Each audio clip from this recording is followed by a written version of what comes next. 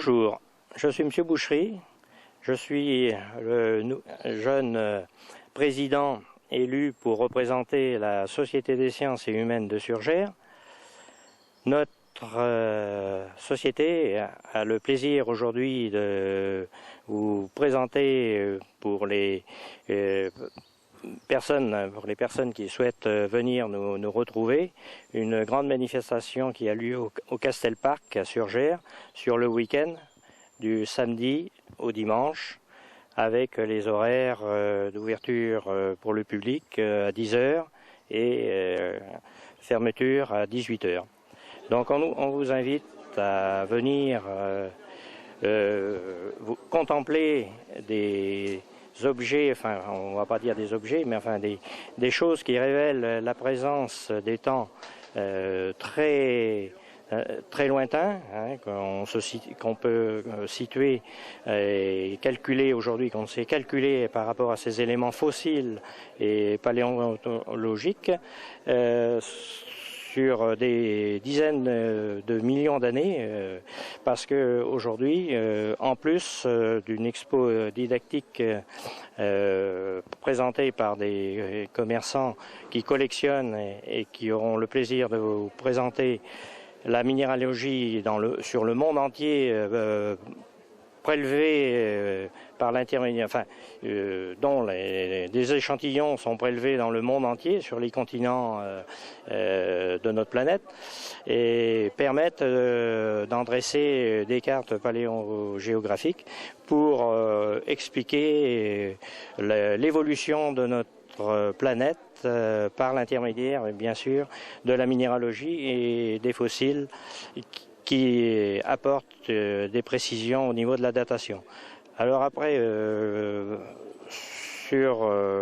à l'occasion de cette manifestation, nous accompagnerons le déroulement du week-end sur un thème bien particulier qui nous concerne directement, étant donné que nous allons traiter une période géologique qui remonte à 90 millions d'années, qui est présente dans notre région, qui commence du secteur de Rochefort et jusqu'à Jonzac, qui remonte jusqu'à Angoulême à peu près, qui définit une zone géologique bien précise, qui a été étudiée par des paléontologues depuis plusieurs décennies, on va dire même à l'origine, il y a 200 ans à peu près, où d'Orbigny a commencé à s'interroger sur la présence de certains fossiles dans notre région et a commencé à développer des planches et étudier et classer tout ça.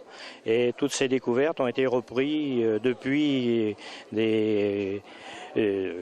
plusieurs décennies pour être traité avec des méthodes plus scientifiques pour déterminer une datation beaucoup plus précise en même temps.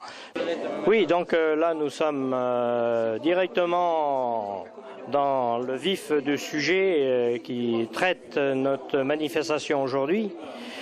Et nous allons vous présenter bien sûr des éléments qui caractérisent les formations bien sûr géologiques par un exposant qui peut-être, je vais essayer de le rattraper pour lui demander ce qu'il a en présence.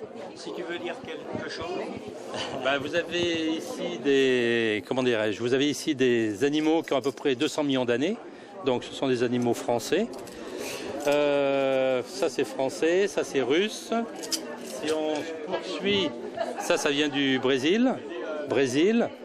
Et vous avez d'autres animaux qui sont des ammonites, qui ont à peu près aussi 180 millions d'années, qui viennent de Lyon.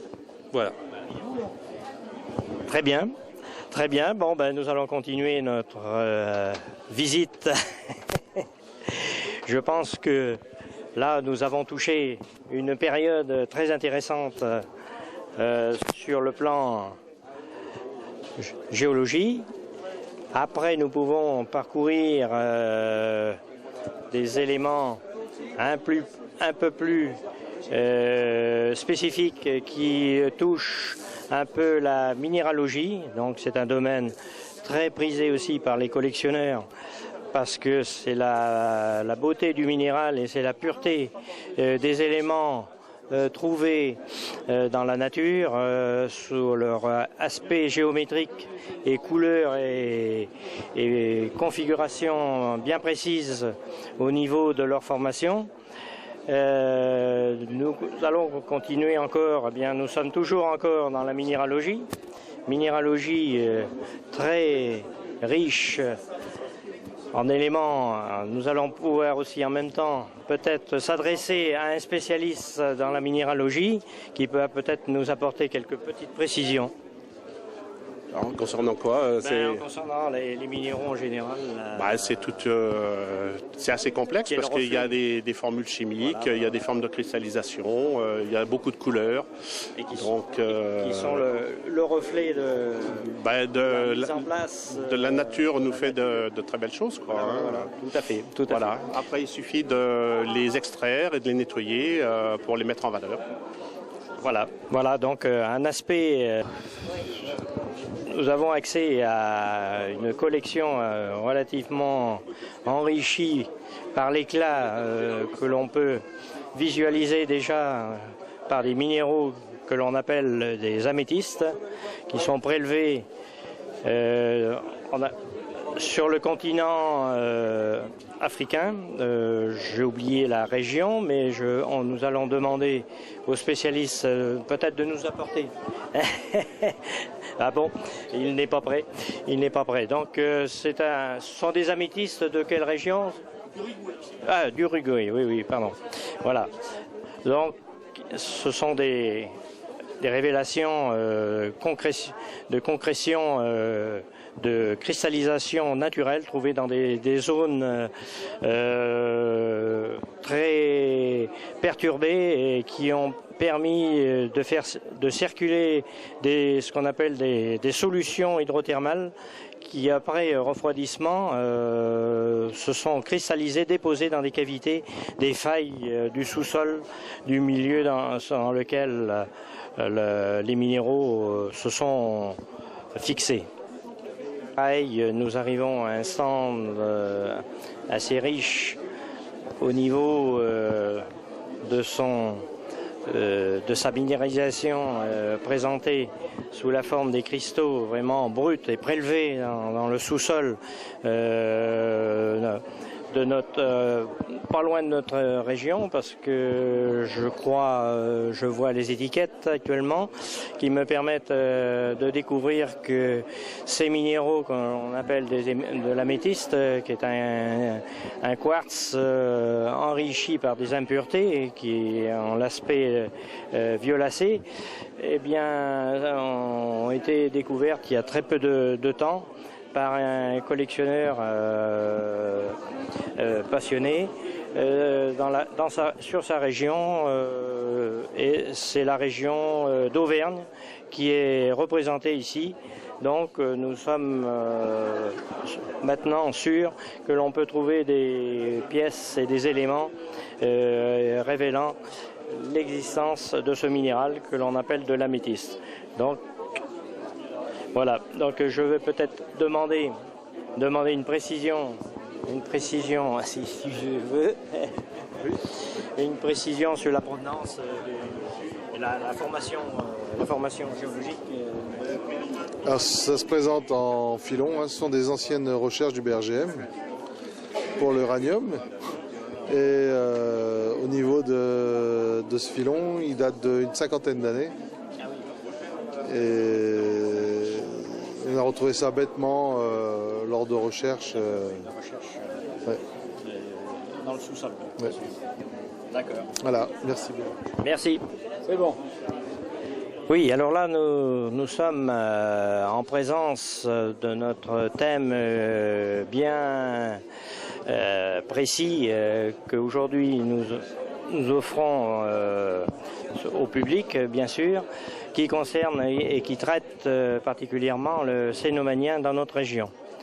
Alors là, nous avons un panel de différentes vitrines qui représentent les différents différentes formes fossiles qui ont vécu dans cet océan représenté par cette carte paléogéographique.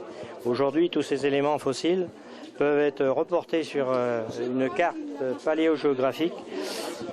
On peut visualiser, bien sûr, les prémices après l'éclatement de la Grande Pangée. Eh bien, on commence à apercevoir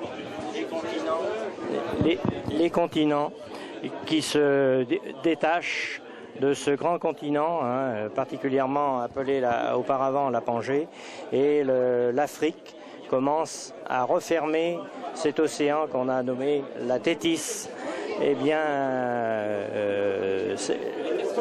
les éléments présents dans les vitrines appartiennent à notre arrivée du continent européen. Monsieur le maire, mesdames, messieurs, tous les ans à l'automne revient l'exposition des minéraux et fossiles, événement phare des activités de la Société des sciences naturelles et humaines de Surgères. C'est un moment éducatif, car ces pierres, extraites de partout dans le monde, nous font voyager, tant dans l'espace que dans le temps. Le thème de cette année ne me fera pas mentir, puisque ce sont les fossiles cénomaniens, et que ces oursins, avec leurs 90 millions d'années, nous font revenir longtemps en arrière et nous disent, si on sait les entendre, nous disent beaucoup de choses sur notamment la présence de la mer de Foura à Jonzac. Je voudrais remercier M. Robert Dubois et son équipe d'avoir tenu les rênes de l'association avec fermeté, bienveillance et compétence, et d'avoir participé largement à l'animation et aux animations de la commune. Monsieur le Président, Monsieur le maire, Madame le maire adjoint, puis on parlera du président d'honneur tout à l'heure, Mesdames et Messieurs, chers amis, voilà la 36e exposition. J'en ai fait 35. Et j'espère continuer, bien évidemment. En effet, c'est un moment privilégié de se rencontrer, de se retrouver, et aussi d'honorer les efforts qui ont été réalisés depuis maintenant 36 ans. Je crois qu'il faut saluer la démarche qui a été entreprise il y a 37 ans. Car il y a 37 ans, je recevais dans mon bureau M. Dubois et M. Bridonneau, qui me faisaient part de leurs intentions. Et je les ai partagées tout de suite. Et ensemble, nous avons fait les premiers pas. Et j'avais affaire à des gens passionnés, à des gens responsables, qui ont vu d'abord dans cette démarche un côté éducatif, un côté culturel. Et je me souviens des démarches qu'ils ont entreprises pour susciter la curiosité des enfants. Ils sont allés dans des écoles. Et je regrette qu'aujourd'hui, cette démarche ne puisse se faire. 90 millions d'années, notre département était sous les eaux, comme une partie de notre pays. C'est important de savoir cela et de trouver des témoignages ici, là, dans les vitrines, qui nous permettent de, si possible, de mesurer 90 millions d'années. Quelle marche arrière il faut passer? C'est bien compliqué. Donc il faut là, je crois, mobiliser toutes celles et tous ceux qui, comme nous, partageons cette passion du savoir, de nos origines, tout simplement. Je crois que c'est important et c'est l'occasion pour moi de saluer vous tous, mesdames et messieurs les exposants, car vous avez la passion pour faire ce que vous faites. Non seulement aller dans notre pays, mais dans le monde entier. Cette année, nous nous retrouvons avec la présidence du nouveau président, M. Buchery. Je vous félicite, monsieur, de prendre le relais, un relais lourd, pas simple, mais j'ai pu mesurer qu'il était dans de bonnes mains, notre avenir, parce que vous avez énormément de connaissances, une très grande passion, et cela nous fait plaisir, parce que, mais je vais vous dire, je ne suis pas très surpris, connaissant bien votre prédécesseur, il a su choisir son successeur. Voilà.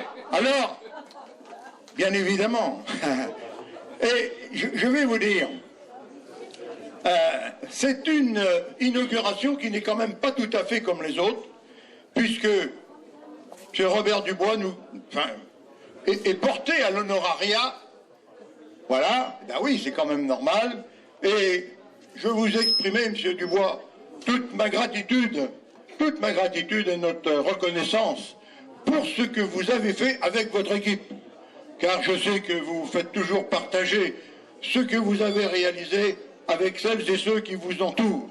Voilà, mais moi je veux saluer cette fidélité que vous avez eue pendant 37 ans, et encore je pourrais rajouter quelques années, pour arriver à faire de la société des sciences naturelles et humaines ce qu'elle est aujourd'hui. Nous vous le devons. Alors je vous dis merci, Monsieur Dubois, et nous l'applaudissons. Merci à vous. Il y a quelque chose que je voudrais bien qu'il se fasse avant que je disparaisse, c'est un musée. Voilà.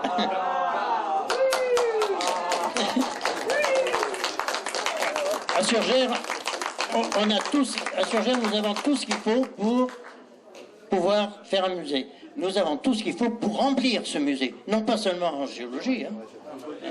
Nous avons tout.